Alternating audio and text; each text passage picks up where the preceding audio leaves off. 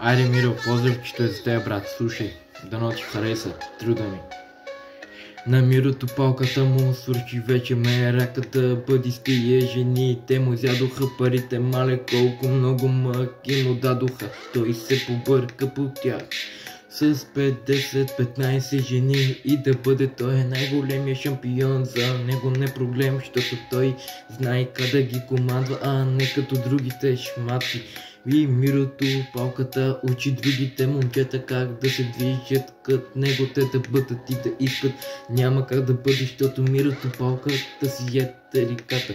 И колко песни да направи Миро, за да го разберат, няма как него да го спрат, защото той е най-големата топалка, той ще ги кръти всичките, той е тариката.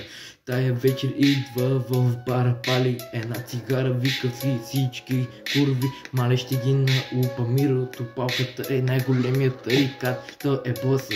Слага точка по въпроса, идват всички курви, набутват всички курви покрай него. Нека бъди честен, ака стане вече на 20 в YouTube известен. Колко пъти да повторя, няма как него Мирото палката да го спрете, защото той е тариката. Той е тариката, нас параха и като кая една дума си остава, той за него закон. Кой ще го спре това момче, той е най-големата топалка, няма кой да ме разбере. Само ще го би един Господ, няма кой да го би Мирото палката.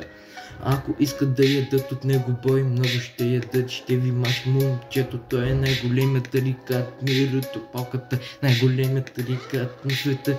Ма кой да го бие това момче, кой ще го бие, разкажи ми, брат, защото как ще го бият, като е най-големият бияч. Ей, курви, айде, поспрете се и за миг, затворете си устите и дърпайте и накрая ритъм ми слушайте.